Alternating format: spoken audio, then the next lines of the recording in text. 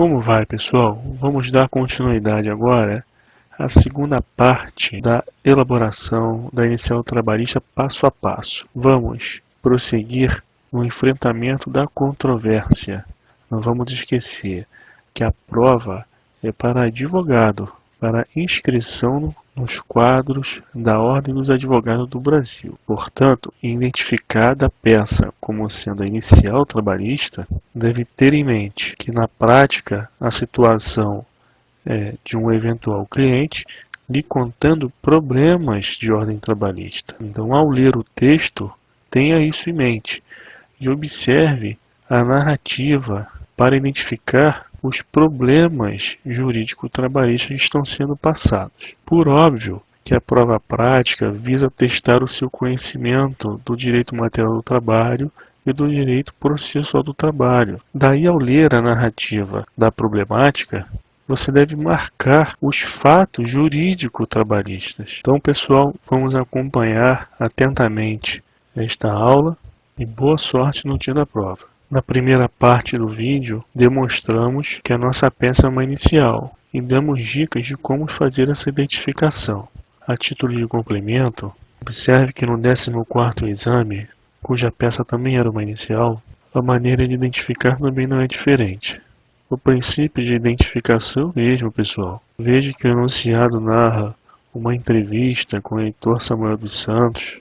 Essa entrevista é com você, advogado, e ele narra os fatos jurídico-trabalhistas, a partir do qual ele pretende exercer o seu direito de ação. Como eu disse, ele está contando um problema para você, advogado, que trabalhou na fábrica, que é portador de deficiência, que após a sua dispensa não houve contratação de substituto, que seu e-mail era monitorado, que em razão disso o empregador teve acesso a diversos escritos de fotos particulares, que sofreu descontos em seu contra-cheque.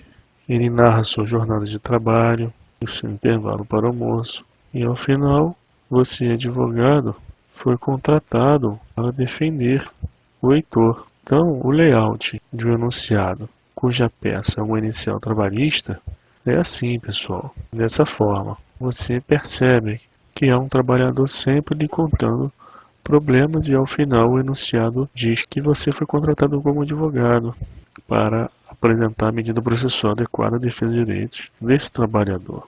O 12º exame da ordem se dá o mesmo.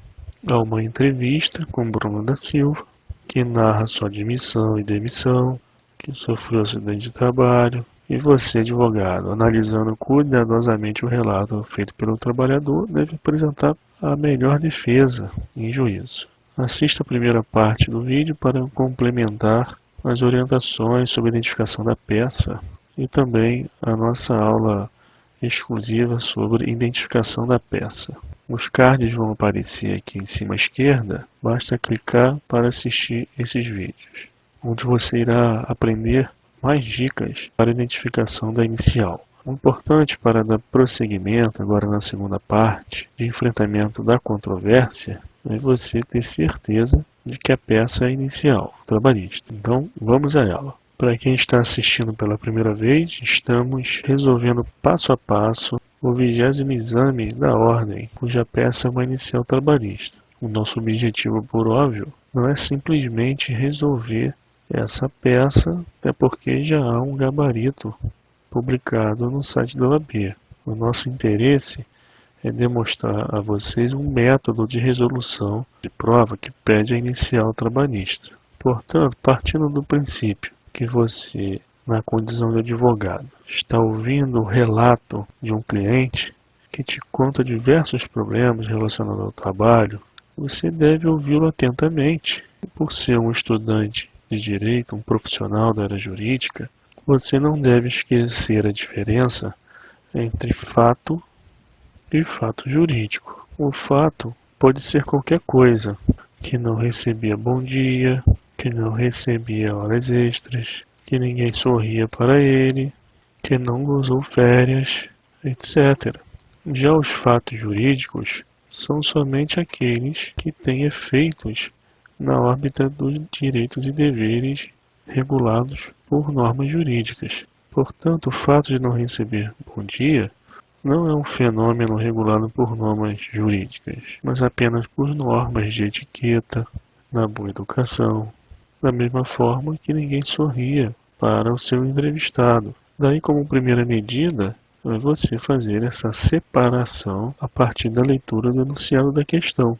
É certo que o examinador quer testar os seus conhecimentos no direito material do trabalho e processual do trabalho. Portanto, tenha certeza que 90% ou mais da narrativa do enunciado é constituído por fatos jurídicos, merecendo sua atenção. Para que você não fique tão preocupado ou preocupada e ansioso, ansiosa, pense nisso. O exame da ordem não é destinado a advogados experientes que já atuam no mercado de trabalho, mas a bacharel em direito sem experiência. Não estou dizendo isso de modo algum para desmerecer os futuros colegas. É importante dizer isso para que você enxergue a prova como um teste adequado para que você resolva a contento. E não é exigido, então, mais do que o necessário. Assim, depois de aprovado, quando você receber o seu cliente no escritório, na vida real, já com a carteira da OAB rosa, você deve se lembrar desse método de resolução da prova que eu estou ensinando para vocês e utilizá-lo na vida real. Isso porque, pessoal, nós que já atuamos há algum tempo, já resolvemos diversos processos, atendemos os clientes, lógico que nós identificamos os fatos jurídicos e ao identificar, seja por hábito, por prática, experiência, que já vem à mente as regras jurídicas trabalhistas e nós já temos a chamada tarimba. E isso é com o tempo que você irá desenvolver.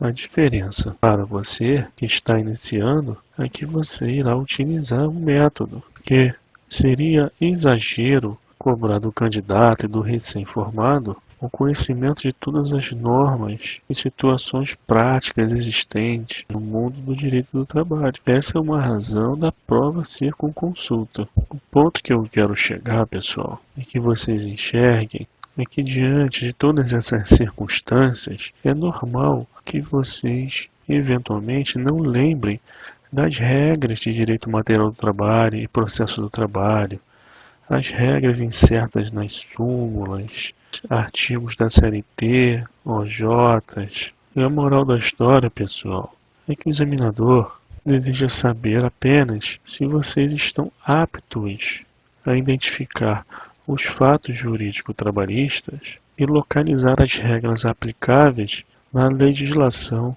pertinente.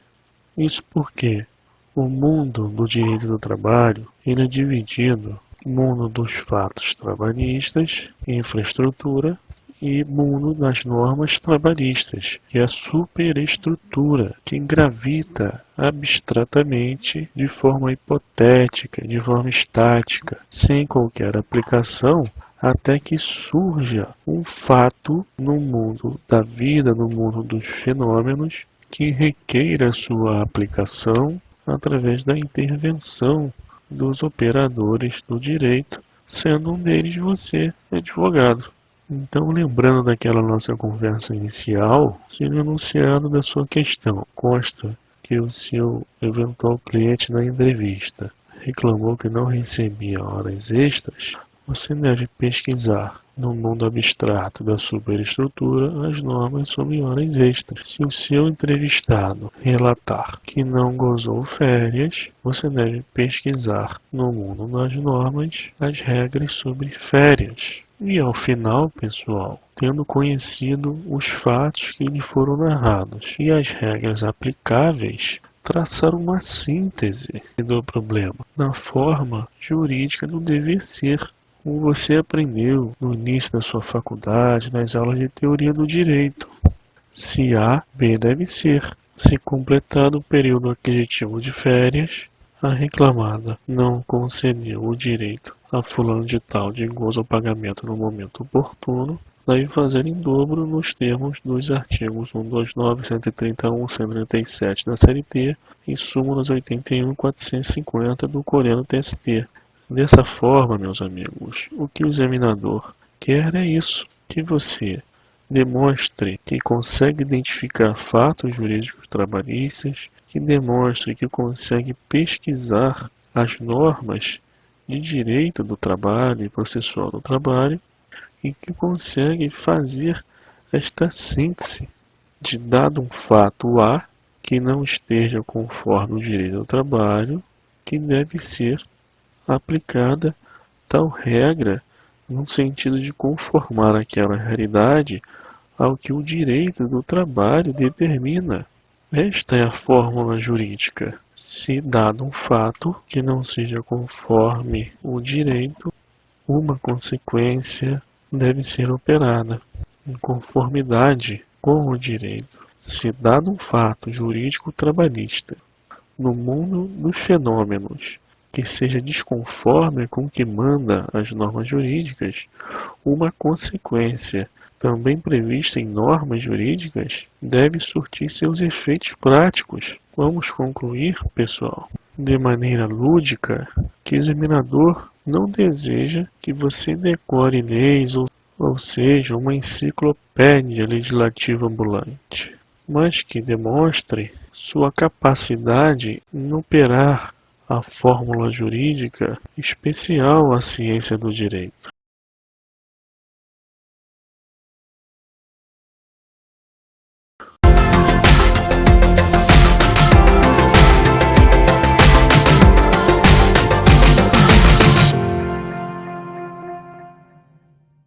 Amigos e amigas, então seguindo a lógica explicada, vamos com bastante tranquilidade, podendo nos colocar inclusive numa posição de leigo e apenas enumerar os fatos constantes do enunciado da questão. O que for identificado como um fato, sem fazermos qualquer juízo de valor, vamos enumerá-los na folha de rascunho. Da seguinte maneira, pessoal: Susana trabalhou na residência da família Moraes. É um fato. No período de 15/6 de 2015 a 15 de setembro de 2015 é outro fato. Teve baixa em sua CTPS. A família do empregador vive em Natal. O que tiver a qualidade de fato, pessoal, com bastante tranquilidade, enumere na sua folha de rascunho. Fato é tudo aquilo que possa ter alguma representação no mundo dos fenômenos. Um nascimento, qualquer evento físico, químico, biológico, qualquer ação, conduta humana é um fato. Susana foi contratada a título de experiência por 45 dias. Continuou trabalhando normalmente ao final. Trabalhava das 7 às 6 de segunda a sexta, com 30 minutos de intervalo. Sofreu desconto de 10% no salário referente a vale transporte, também da sua cota parte do INSS e mais 25% de alimentação consumida no emprego.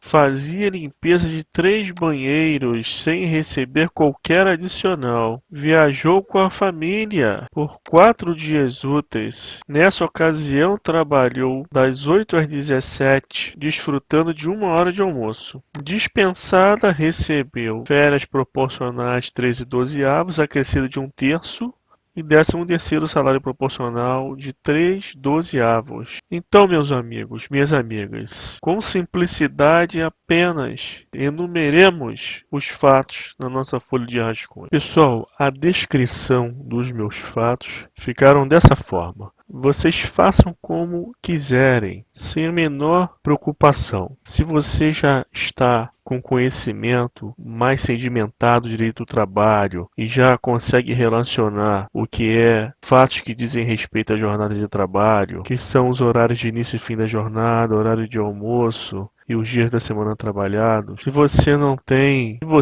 também não tem amadurecido ainda essa percepção, não tem problema nenhum, ponha separado, sem a menor preocupação. Descreva da melhor forma e enumere os fatos constantes do seu enunciado. Bom, pessoal, o segundo passo será destacar os fatos jurídicos, conforme a nossa aula introdutória deste vídeo, que conversamos sobre fatos comuns, fatos jurídicos e a síntese que é feita pelo operador do direito na fórmula se A, B deve ser. Entretanto, pessoal, nós vamos abrir um parêntese aqui agora e eu vou ensinar para vocês uma dica quentíssima, importante, que você deve guardar muito bem essa dica, que diz respeito a um ferramental básico para qualquer prova, qualquer assunto de direito do trabalho. Vamos lá. Então vamos abrir essa janela, esse parêntese, e após vamos retomar, indo direto para o passo 2 de identificação dos fatos jurídicos.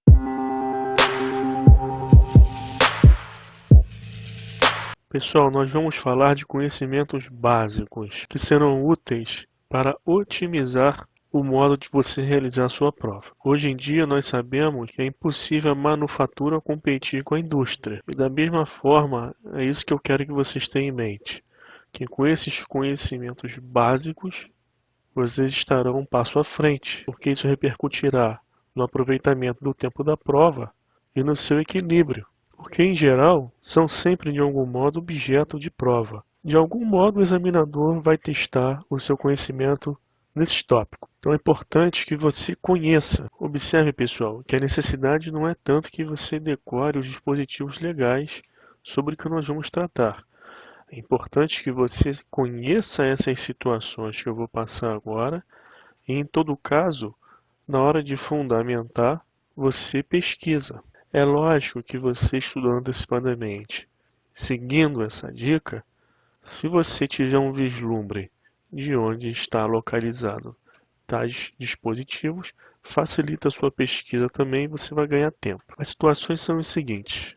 Primeiro, conhecimento básico, pessoal, que lei especial prepondera sobre geral. Então, se existe uma categoria profissional que é regulada por normas especiais, você deve buscar a solução do problema posto na sua prova nestas regras especiais e não aplicar as regras gerais. O que é isso, regra geral especial? Na série T, há o título 2, que trata das normas gerais de tutela do trabalho, e há o título 3, que trata das normas especiais de tutela do trabalho. Então, há lá, bancário, ao trabalho da mulher, entre outros. Situações especiais que não se submetem ao regramento geral, que é o caso da doméstica, que não faz jus adicional de insalubridade. No caso do bancário, a jornada de trabalho também especial, do músico a mesma coisa. E eu não estou passando aqui para vocês nenhuma regra jurídica para vocês decorarem, nenhum artigo tal, nada disso. Você só precisa saber que caso exista legislação especial, você deve pesquisar nessa legislação. Então é muito fácil que você observe isso na hora da sua prova.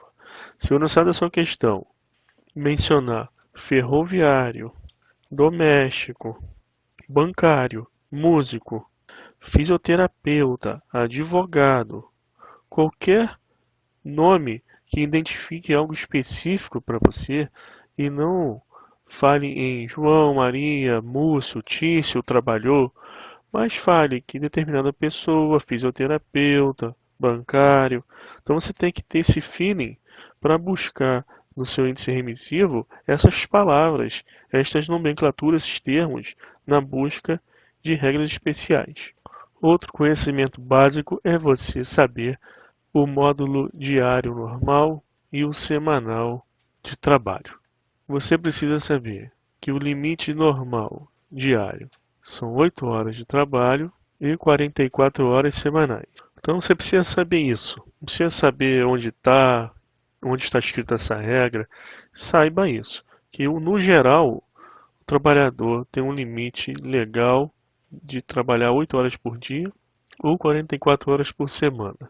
Porque todo enunciado de questão, todo problema de prova prática, principalmente petição inicial, vai te dar sempre uma jornada de trabalho, um horário que o empregado trabalhou, para você imediatamente enxergar e observar se ele está passando desse módulo diário e semanal, que você deve somar.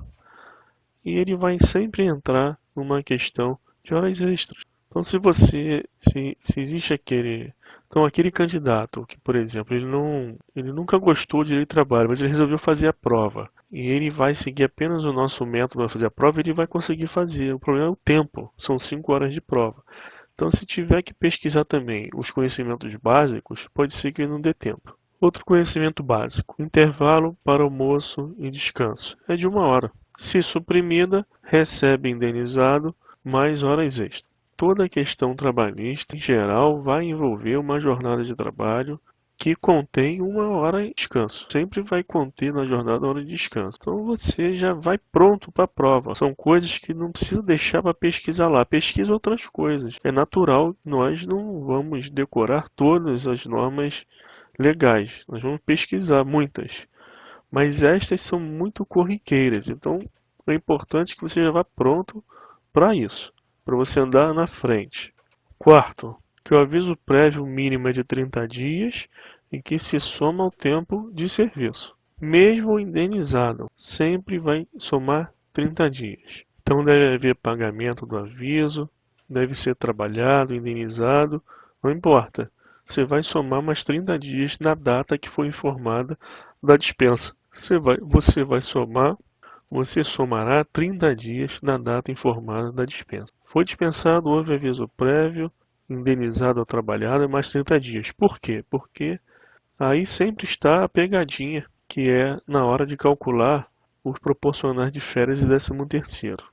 Você esquece dessa projeção de aviso prévio e não calcula um dozeavos a mais. Um dozeavos a mais ou 2 dozeavos a mais, por conta do nosso conhecimento básico de número 5, que é o aviso prévio proporcional, que é de 3 dias por ano trabalhado. Recebeu sua prova, iniciou, leu o enunciado, vai fazer a reclamação trabalhista, olha a jornada de trabalho, olha a data da dispensa, enxerga se tem anos trabalhados, calcula direitinho a quantidade de dias no aviso prévio, soma no tempo de serviço, para na hora que for pedir os proporcionais, não errar na fração. E não funciona nenhuma regra de arredondamento. Trabalhou 6 meses, trabalhou 9 meses, trabalhou 11 meses e 25 dias. Não faz jus aos 3 dias a mais. Entretanto, 30 dias é mínimo. Então, se nesses 30 dias você fizer a projeção e já der 1 ano, esses 30 dias mínimos eles servem para tudo, inclusive para somar em qualquer tempo faltante para fechar 1 ano e ganhar mais 3 dias. E outra coisa é que o limite máximo de proporcional são 60 dias. Então,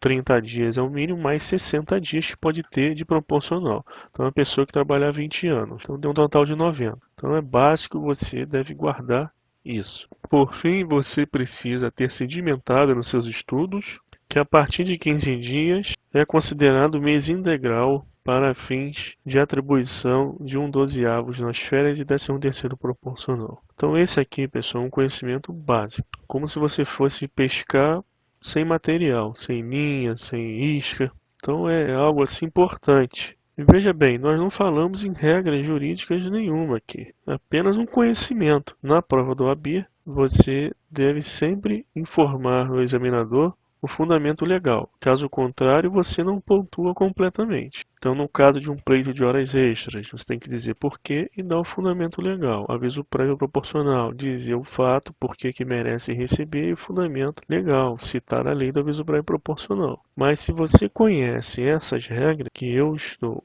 passando agora para você gravar, que você também já sabia, que você vem estudando há muito tempo, você não vai ter problema em achar o fundamento legal no material de consulta. Então é importante você saber que existe para poder depois, caso não lembre, faça consulta. Por fim, pessoal, que é o artigo 7º da Constituição, que guarda os direitos básicos dos trabalhadores. Então, não achou nada no índice remissivo, não está conseguindo pesquisar, está cansado, vá no rol do artigo 7 da Constituição, que não tem erro. Lá você encontra o básico e com certeza localiza algum fundamento para trabalhar na sua peça. Então fica assim, pessoal. Não tratamos de um dispositivo legal aqui, apenas do artigo 7º, mas para você saber que está lá na Constituição o rol mínimo. Está lá no início, você dá uma folhada e você acha. Não precisa nem gravar que está no 7º. Você procura e vai saber na hora. Então não falamos aqui de nenhum artigo, nada. Apenas que você deve conhecer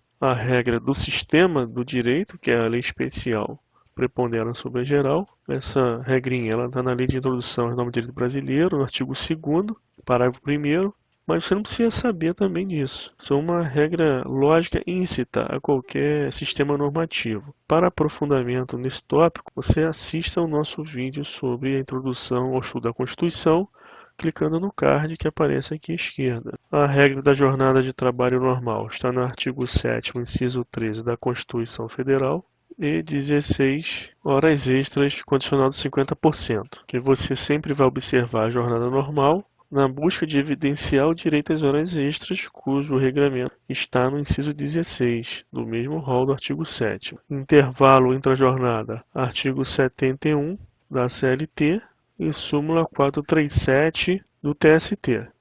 Aviso prévio mínimo, artigo 7º, inciso 21 da Constituição Federal. Aviso prévio proporcional, Lei 12.506 de 2011, artigo 1º, parágrafo único, que é o único artigo dessa lei. O arredondamento para cálculo de fração de férias está no artigo 146, parágrafo único da CLT. E o da gratificação natalina está na Lei 4.090 de 62, artigo 1º, parágrafo 2º. A diferença de um de outro é que a CLT para as férias fala em fração superior a 14 dias e a Lei 4.090 para a gratificação natalina fala em fração igual ou superior a 15 dias. Então, dá no mesmo. Ok, pessoal? Então agora vamos prosseguir para o segundo passo: identificar os fatos jurídicos.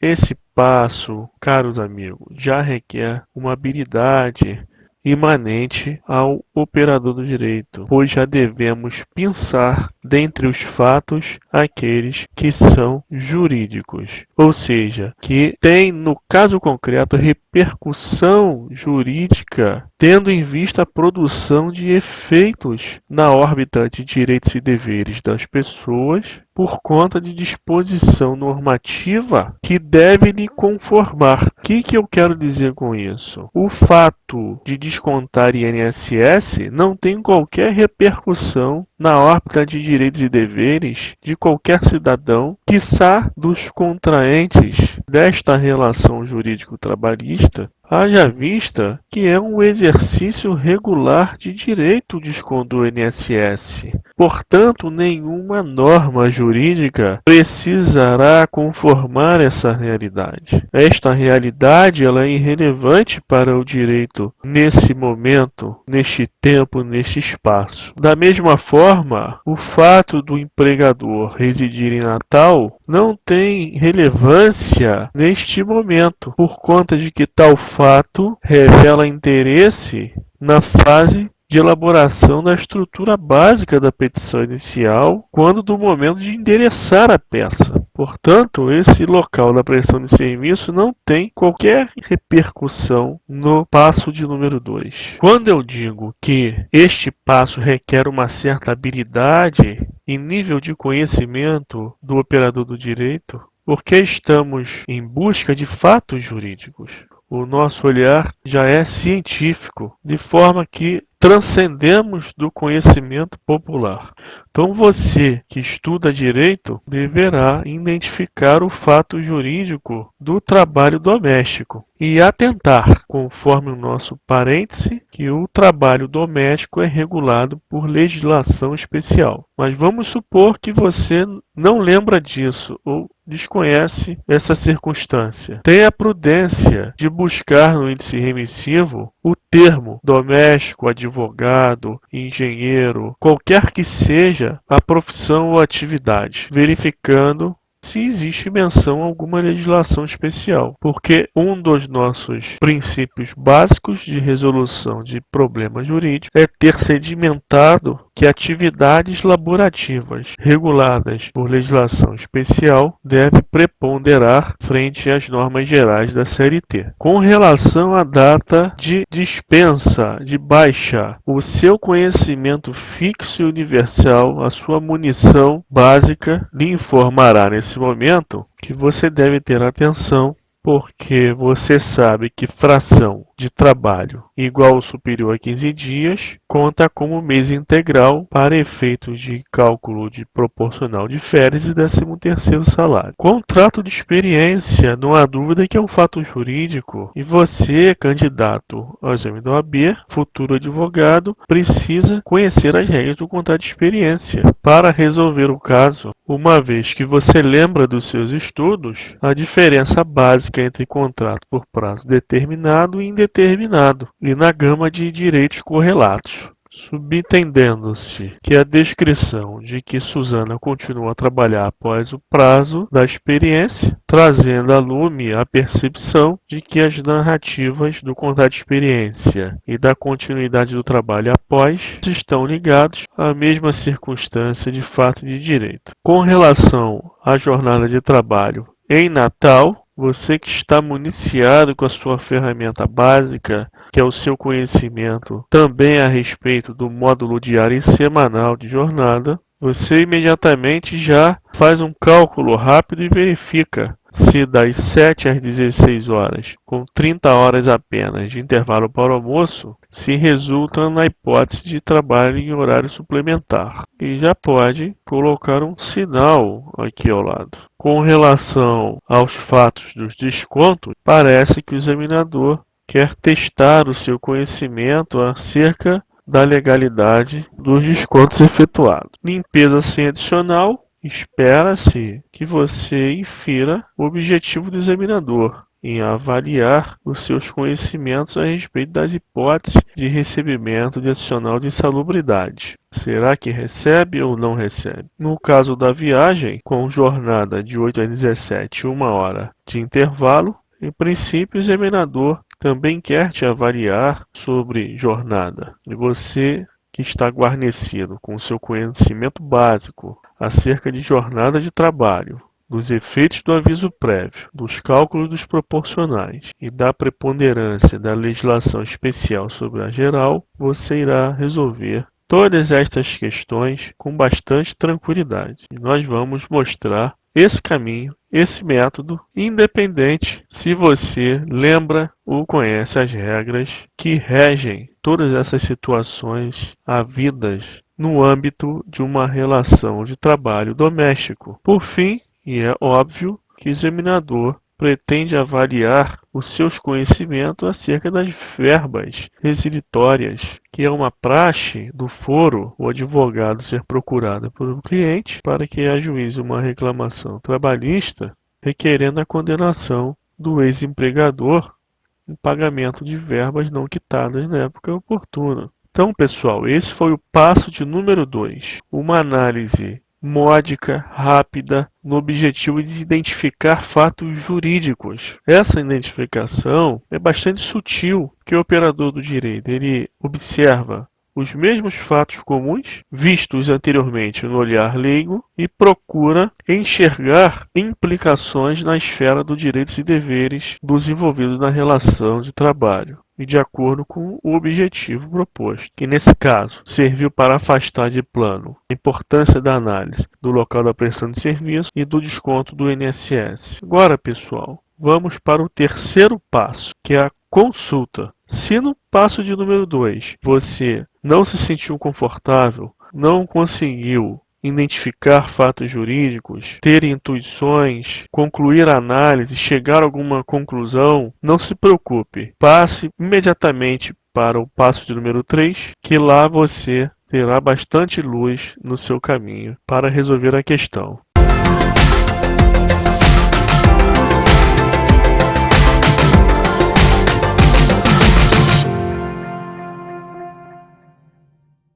No passo número 3, pessoal, você que é um estrategista e tem bastante sedimentado o conhecimento que a legislação especial prepondera sobre as regras gerais da CLT, você de imediato vai até o índice remissivo do material indicado e irá procurar o termo doméstico para ver o que você encontra. E isso você deve fazer com qualquer categoria que apareça no enunciado da sua questão. Advogado, bancário, ferroviário, motorista, você deve sempre consultar no índice remissivo se há legislação especial regulando a relação jurídica. No caso do doméstico, você encontrará a Lei Complementar 150 de 2015. Então você anotará no seu rascunho o número da legislação, que será a base de toda a sua fundamentação. Se não houvesse a legislação especial, não teria problema nenhum. Você buscaria no índice remissivo os termos contrato de experiência, jornada de trabalho, desconto, adicional de insalubridade. A diferença é que quando há legislação especial, todos esses institutos jurídicos trabalhistas serão encontrados dentro da norma específica, dessa forma como eu apresento agora a vocês, de acordo com o índice remissivo do nosso material, que no tópico doméstico há menção a contrato de experiência, a trabalho em viagem, a descontos, a jornada de trabalho. Então a diferença é somente essa. Quando há legislação especial, os institutos jurídicos trabalhistas deverão ser consultados dentro da legislação especial. Quando a categoria em análise é submetida à regra geral da CLT, vamos buscar conhecimento das regras aplicáveis diretamente no índice remissivo. Vamos buscar o aviso prévio, férias, 13º. Então perceba uma coisa, pessoal. Se você jamais tivesse estudado o trabalho doméstico, jamais tivesse contato com essa legislação, ou não teve tempo de estudar, ou deu um branco e esqueceu, você conseguiria resolver praticamente 70% dessa prova, simplesmente através do método de consulta que estamos expondo para vocês. Continuando o passo, anote ao lado de cada instituto jurídico as normas pertinentes a cada hipótese para consulta posterior. Vamos anotar para contrato de experiência, artigo 5º, parágrafos 1º e 2º. A viagem, artigo 11, parágrafo 1º a 3º.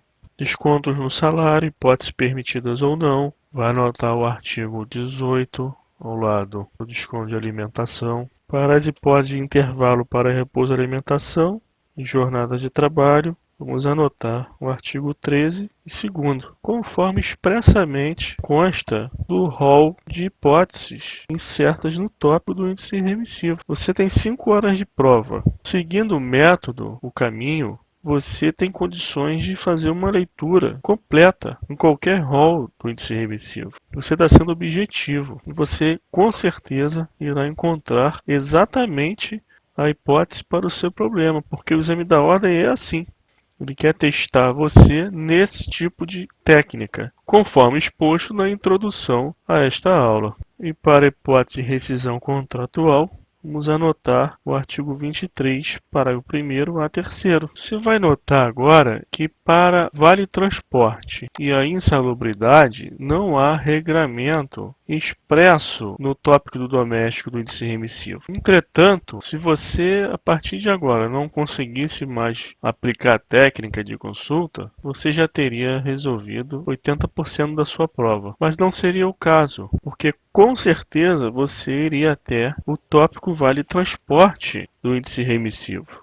Chegando lá, ficaria sabendo, se já não soubesse, que o Vale Transporte foi instituído pela Lei 7418 de 85, que está na página 593. Por reflexo, imediatamente você abriria na página 593 e notaria de plano que é uma lei curtíssima, que você teria condições de ler integralmente em menos de 5 minutos, o que não seria necessário se você já batesse o olho no artigo 4º, parágrafo único, para verificar que o desconto limite de vale transporte é de 6%. Para então anotar no seu rascunho, artigo 4º, parágrafo único da Lei 7418 de 85. A questão, pessoal, é que por mais que você já saiba que o desconto é de 6%, que é algo rotineiro, todos nós somos trabalhadores, o percentual de desconto do Vale Transporte praticamente de conhecimento notório, as pessoas sabem disso, mas a questão é que para você pontuar na sua prova, você precisa fundamentar, indicar o dispositivo.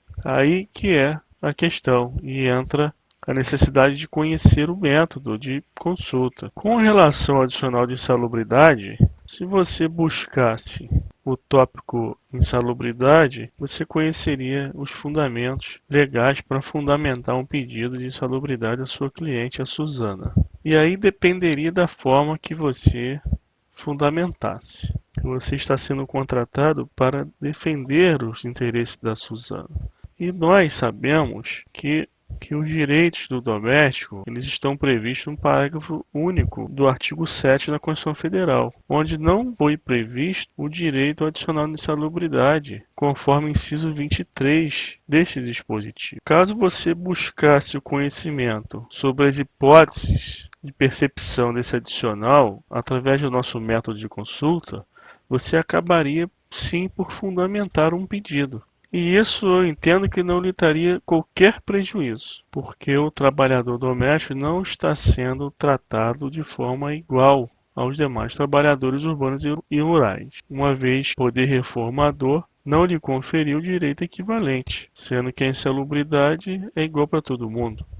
Mas você, com bastante calma durante a prova, seguindo o método e utilizando o material da consulta, você acabaria por ler essas normas e verificaria, sem grandes dificuldades, que o parágrafo único do artigo 7º não menciona o inciso 23. A consequência é que você simplesmente excluiria este fato do rol dos fatos jurídicos, devolvendo para o grupo dos simples fatos. Dessa feita, pessoal, você resolveu a prova da OAB sem qualquer dificuldade. Poderíamos até cogitar de uma pessoa que jamais estudou direito em treinar este método e passar na prova da OAB. Porque você, fazendo a leitura do artigo 5º, parágrafo 1º e 2º, artigo 2º, artigo 13º, artigo 11 da Lei Complementar 150/2015, artigo 18, artigo 4º, parágrafo único da Lei 748/85, você tem o ditado da solução do seu problema que você deve em seguida passar para o corpo da petição, que vamos ver agora.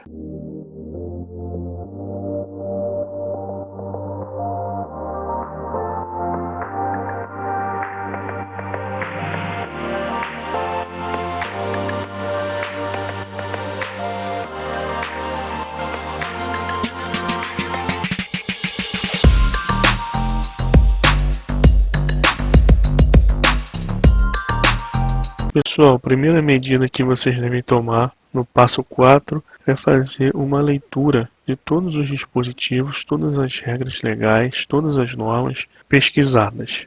O objetivo é sistematizar o regramento selecionado para subsunção na hipótese da sua prova. Então é isso, você deve fazer um pequeno estudo das regras que têm relação com o seu caso. Assim, no artigo 5º, parágrafo 2º, da Lei Complementar 150 de 2015, você descobrirá que, havendo continuação do serviço no contrato de experiência não prorrogado pelo mesmo prazo fixado anteriormente, transforma-se em contrato por prazo indeterminado. No artigo 2º, você vai observar que a jornada de trabalho doméstico ela é igual à jornada de trabalho geral, prevista no artigo 7º, inciso 13 da Constituição, coisas extraordinárias são pagas com adicional de 50%, e que no artigo 13 há também a previsão do intervalo mínimo obrigatório para repouso e alimentação de 1 hora e que somente pode ser reduzido para 30 minutos mediante acordo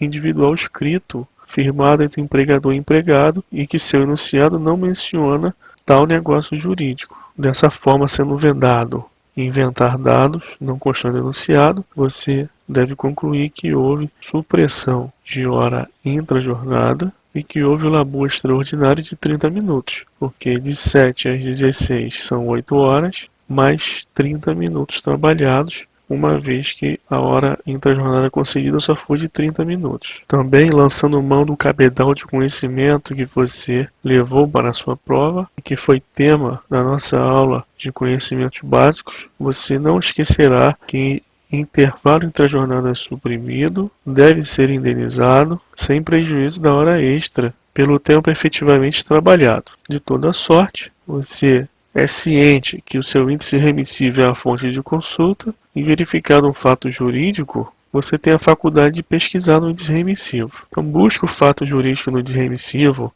hora intra-jornada, intervalo para almoço, intervalo intra-jornada. De fato, no material que nós indicamos, em nosso vídeo número 7, cujo card aparece aqui em cima à esquerda, você irá encontrar o termo intervalo obrigatório, cujo rol descreve o fato típico de supressão, fazendo remissão à súmula 437 do colhendo TST e ao artigo 71 da CLT. No artigo 4º, parágrafo único da Lei 7.408 de 85, você descobrirá que o desconto máximo é limitado a 6%, fazendo Suzana jus à devolução do excedente. No artigo 18, você fará a leitura que é vedado desconto nos vencimentos do empregado doméstico ativo de alimentação, fazendo jus Suzana à devolução igualmente dessa rubrica. No artigo 11, parágrafo 2º, você descobrirá que o empregado doméstico que presta serviço em viagem acompanhando o empregador faz jus a adicional de 25% incidente sobre as horas trabalhadas. Logo, foram 4 dias úteis de labor, pelo período de 8 horas, de 8 às 5, com 1 hora de almoço, que respeitou o mínimo nos termos do artigo 13. Logo, serão 32 horas, com adicional de 25%. No artigo 23, você vai ler no parágrafo 1º que nos contratos por prazo determinado é devido aviso prévio em caso de dispensa sem justa causa. Ora, você com conhecimento de todas essas regras sistematizado, ou seja, relacionados, lhe permite raciocinar que se nos termos do artigo 5º, parágrafo 2º, o contrato de experiência está superado, sendo prorrogado por prazo determinado, e que houve dispensa sem justa causa, que é devido ao aviso prévio de mínimo 30 dias. E você lê também no parágrafo 1º do artigo 23, que esse período do aviso conta para tempo de serviço. Logo, você também, firme no cabedal de conhecimento básico, atentará para a fração de 15 dias que o examinador fez questão de colocar no enunciado da questão.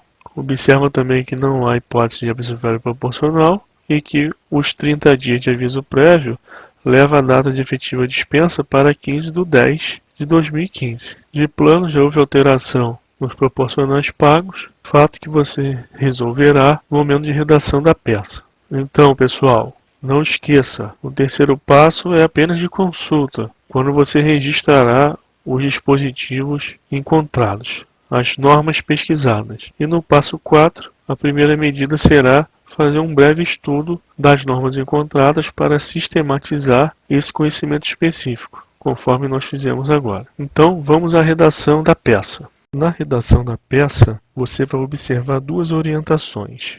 Primeiro, apresente um título único dos fatos e fundamentos jurídicos. Existe uma praxe do advogado e do candidato dividir a redação em 2 tópicos. Dos fatos, onde praticamente ele reproduz as informações do enunciado, sem ter nenhum fundamento de direito.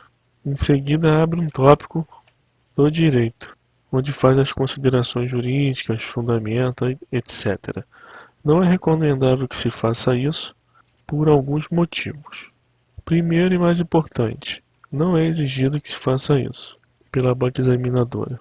Segundo, a CLT no artigo 840 fala em breve exposição dos fatos e o CPC no artigo 319 fala no inciso 3 que é um requisito da petição inicial, os fundamentos de fato e de direito.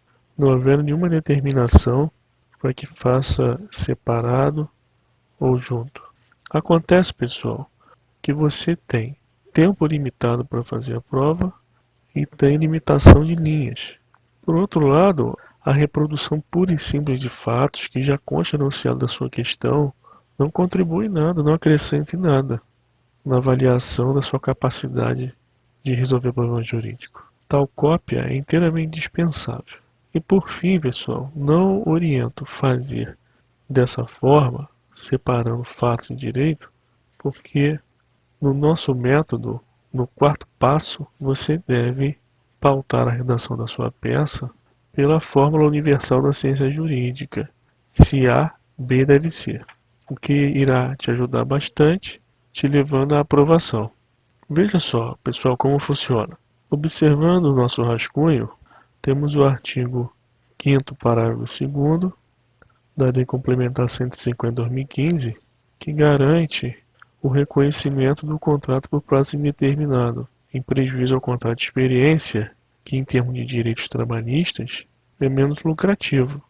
E qual é a regra incerta no artigo 5º, parágrafo 2º da Lei Complementar, que regula o trabalho doméstico? E se continuado o trabalho além do período da experiência, sem que haja uma prorrogação pelo mesmo prazo fixado anteriormente, o contrato prosseguirá nos termos das regras atinentes ao contrato por prazo indeterminado.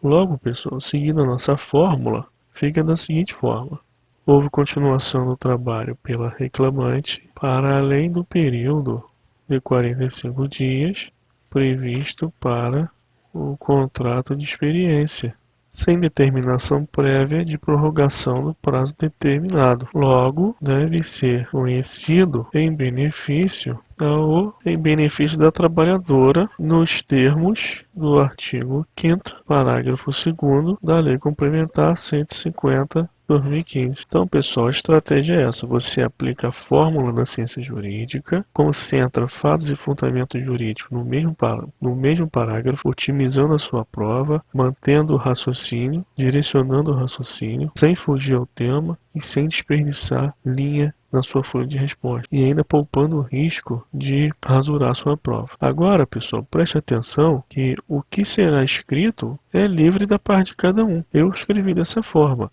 houve continuação do trabalho pela reclamante para além do período de 45 dias previsto para o contrato de experiência, sem determinação prévia de prorrogação do predeterminado.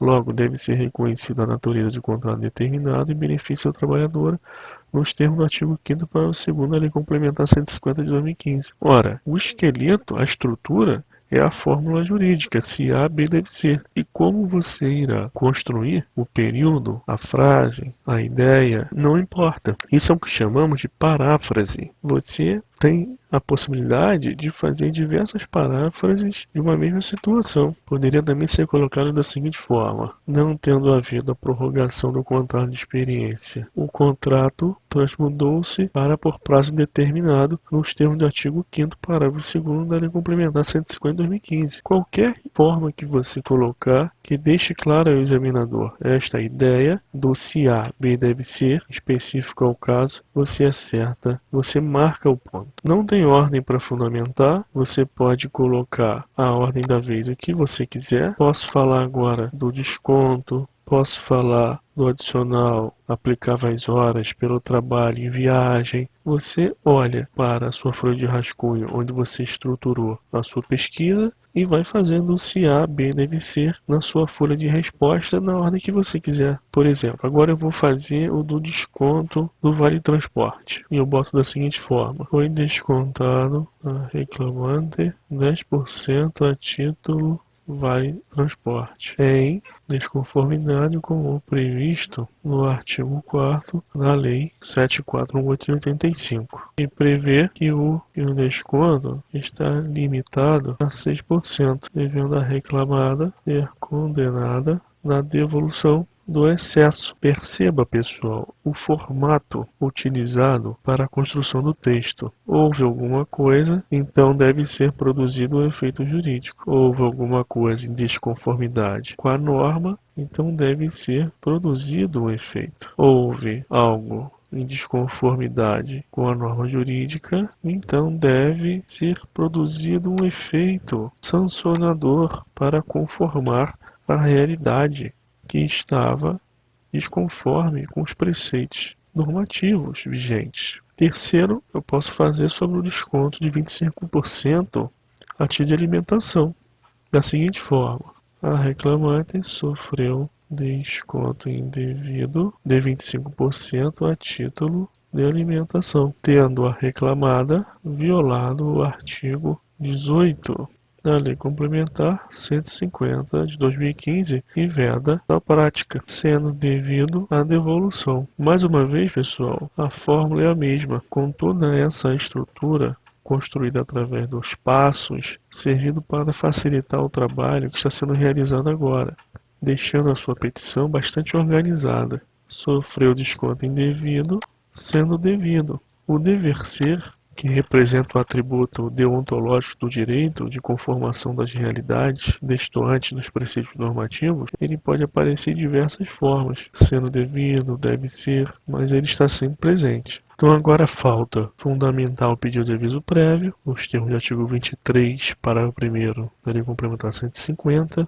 enfrentar o tema da supressão da hora intrajornada, horas extras, verbas rescisórias e o adicional de 25% de trabalho doméstico em viagem. Então vamos continuar. Com relação ao adicional de hora trabalhada em viagem, podemos redigir da seguinte forma: a reclamante faz jus ao adicional de 25% sobre as horas trabalhadas em viagem de acompanhamento do empregador, nos termos do artigo 11, parágrafo 2º da Lei Complementar 150 de 2015, devendo a reclamada ser condenada ao pagamento das 32 horas laboradas em viagem, acrescidas do respectivo adicional. Com relação às horas extras, podemos escrever da seguinte maneira: a reclamante gozou de apenas 30 minutos de hora intrajornada durante o pacto laboral, das 7 às 16, perfazendo o total de 8 horas e 30 de jornada diária. Logo, faz jus ao recebimento de horas extraordinárias, haja vista a superação do limite legal e a ausência de acordo individual escrito, nos termos do artigo 2º e parágrafo 4º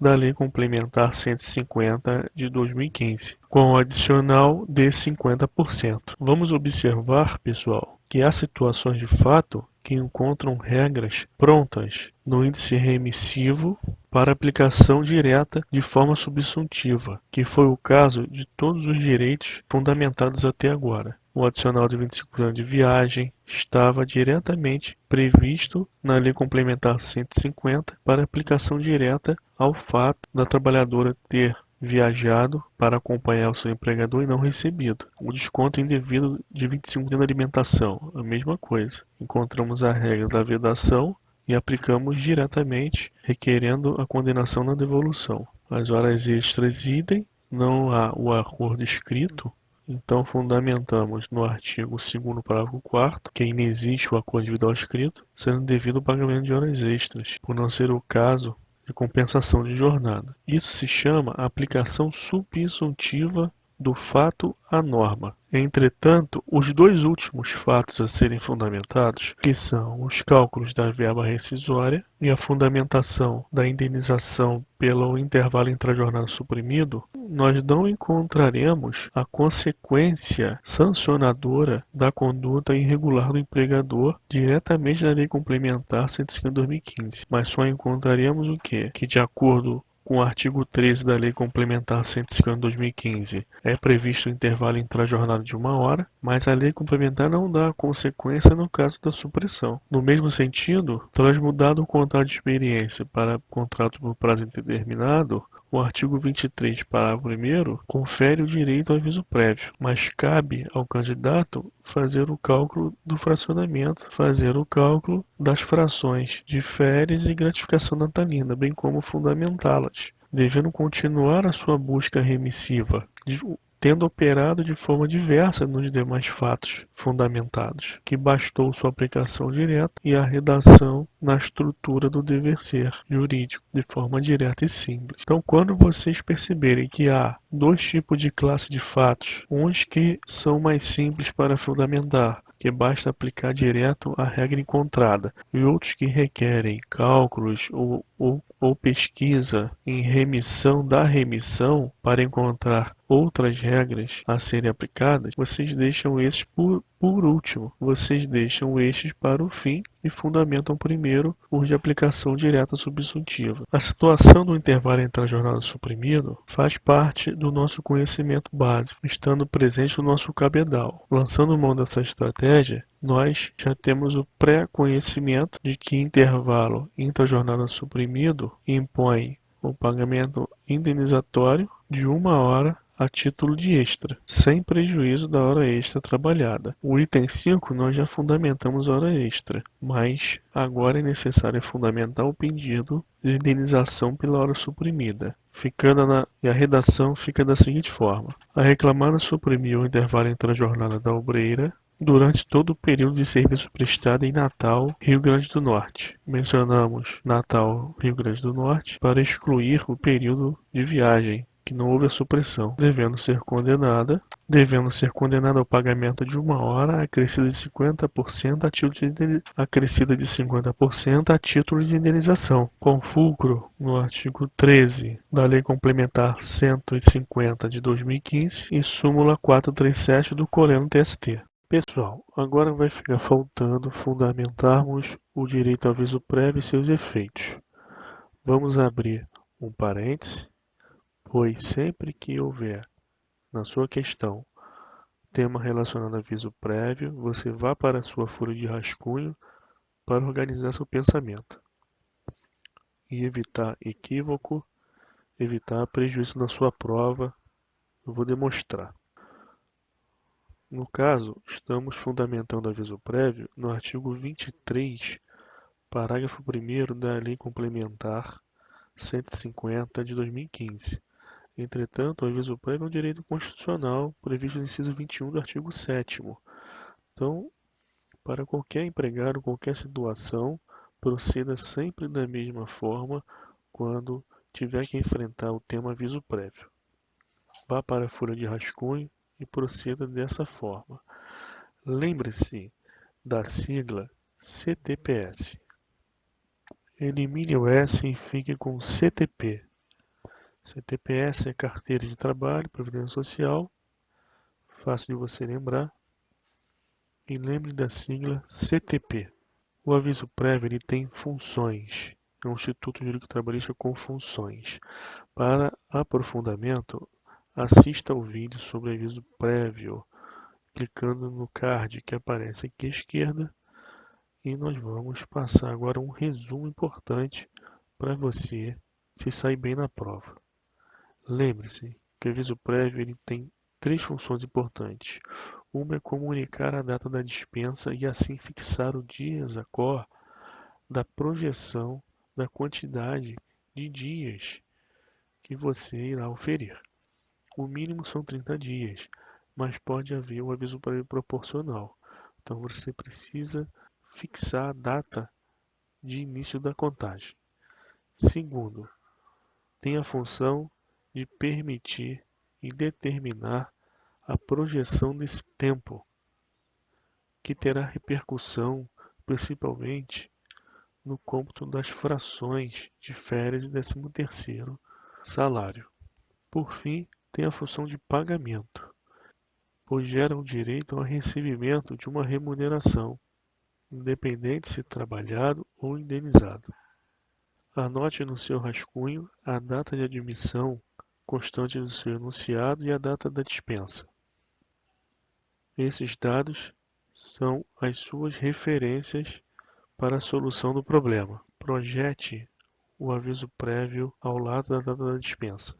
No nosso caso foram 30 dias, então nós projetamos até 15 de 10 de 2015. Lembre-se que no nosso enunciado foi pago 3/12 de 13º e férias, objeto do nosso problema. Vá até a sua folha de rascunho e separe os meses de 30 em 30 dias, tanto para férias quanto para 13º. Essa medida tem por fim facilitar a identificação das frações. Para cálculo das frações das férias, você leva em consideração a data da admissão e a projeção de 30 dias e calcula 1/12 a cada período igual ou superior a 15 dias à frente. Já o 13º, você considera o mês de competência e calcula 1/12 para cada fração igual ou superior a 15 dias no mês de referência. A título de lembrete, a regra de cálculo de fração de férias está disposta no artigo 146, parágrafo único da série T e da gratificação natalina na Lei 4.090 de 62, artigo 1º, parágrafo 2º. Ambos dispõem que, para a fração igual ou superior a 15 dias, é considerado mês integral para fim de atribuição de 1/12 proporcionais. Para as férias, você vai atribuindo 1/12 entre as datas, considerando um período mínimo de 15 dias. Então, 1/12 entre 15/6 e 15/7, 2/12 entre 15/7 e 15/8, 3/12 entre 15/8 e 15/9 e 4/12 entre 15/9 e 15/10. Caso não tivesse fechado o mês em 15/10, se a data final, por exemplo, fosse 3 de outubro, você atribuiria a fração, porque foi superado o patamar de 15 dias do lapso base da data de admissão, que é o dia 15, para efeitos de aquisição do direito a férias. Já para a gratificação natalina, considere apenas um mês de competência. Em junho, houve 15 dias mínimos trabalhados, então adicione um 12avos. Julho, agosto e setembro, a mesma coisa. Se em outubro tivesse apenas 14 dias trabalhados, não haveria atribuição de fração. Isso geralmente ocorre quando o aviso prévio mínimo de 30 dias é dado, por exemplo, no dia 13, e a projeção de 30 dias cai no 13º dia do mês subsequente, não atingindo a fração mínima de 15 dias para efeitos de atribuição de fração a título de gratificação natalina. Então, o nosso problema merece a seguinte solução.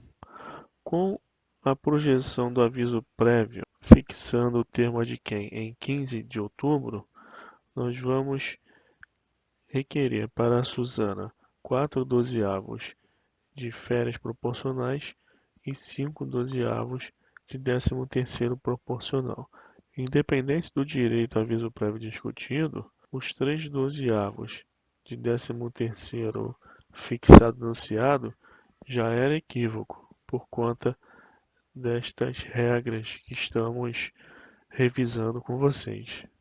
Então, o nosso fundamento ficará da seguinte forma: considerando o contrato por prazo indeterminado e o disposto no artigo 23, parágrafo único da Lei Complementar 150 de 2015, a reclamante faz jus ao aviso prévio e seus reflexos no tempo de serviço para todos os efeitos, com condenação da reclamada ao pagamento de 4/12 mais 1/3 constitucional de férias e 5/12 a título de gratificação natalina.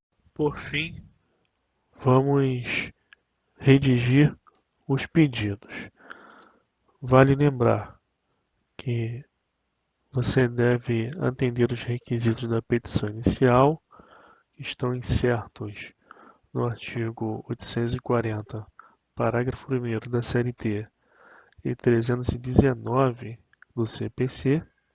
Você inicia com as expressões exposites, pelos postos, nos termos da fundamentação supra, a sua livre escolha.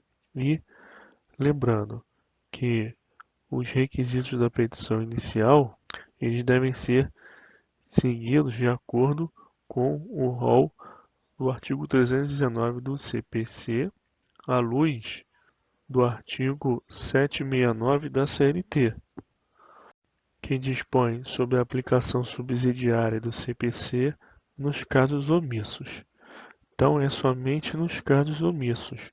Logo, nós não deduzimos pedido de citação, porque, vale lembrar, a CLT tem regra própria no artigo 841, que, protocolada a reclamação, o escrivão ou chefe da secretaria quem providencia de ofício, por ato ordinatório, a notificação do reclamado.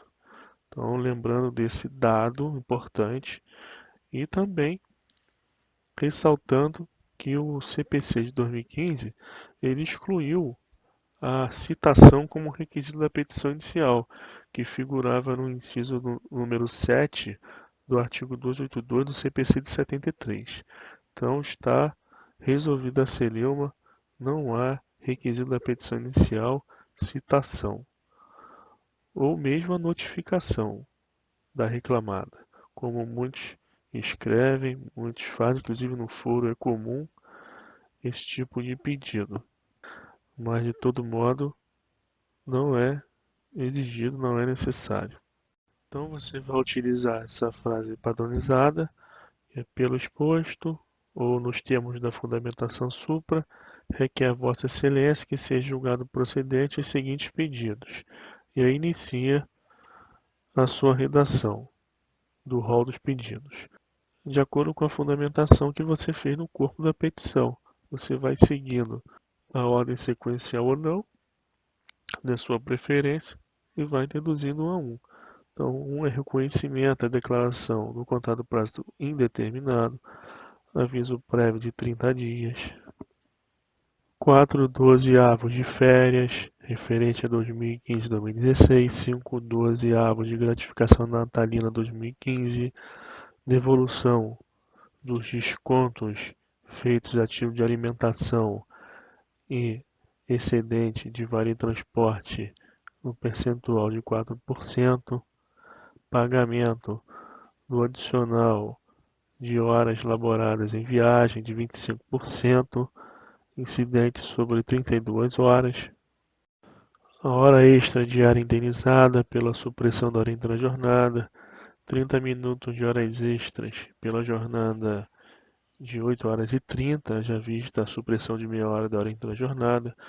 Ou seja, aqui é apenas reproduzir o trabalho feito na fundamentação. Já não tem mais que se preocupar. Basta reproduzir sucintamente, no formato de um pedido, todos os itens objeto da fundamentação feita no corpo da inicial, sem necessidade aqui de citar dispositivo legal, etc. Basta mencionar em que pedido quer que o juiz-condene reclamado, de forma simples. Você não pode esquecer que é um requisito previsto no artigo 319 do CPC, que você proteste pela produção das provas através das quais pretende demonstrar a verdade dos fatos alegados. É um requisito da petição inicial, não há incompatibilidade com a CLT. A CLT é omissa nesse ponto, 840, parágrafo 1º, não faz essa previsão, e você utiliza essa frase feita, que é: protesta provar alegado por todos os meios de prova admitidos em direito, em especial prova testemunhal e depoimento pessoal da reclamada.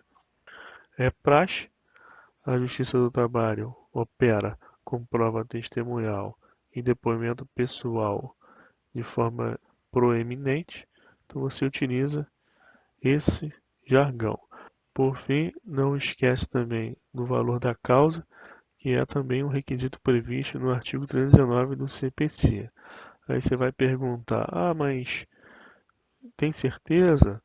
As custas não são determinadas pelo valor fixado pelo juiz na condenação e o depósito recursal não é predeterminado? Não.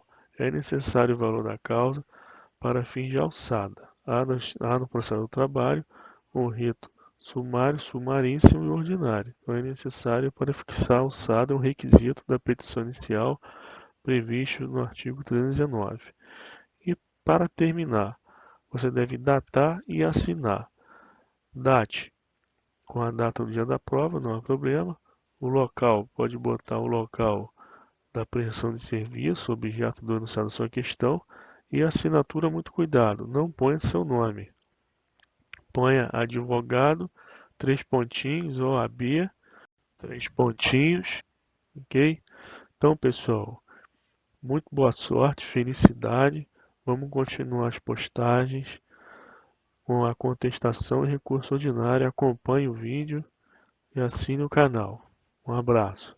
E essa, pessoal, foi a segunda parte do passo a passo inicial trabalhista. Você deve observar que nós estamos ensinando um método. Por óbvio que a situação de fato da prova será uma surpresa para o candidato. Entretanto, nós estamos treinando, ensinando um caminho, passando a experiência e dando algumas dicas que irão te ajudar nesse dia. Inscreva-se no canal. Um abraço e até a próxima.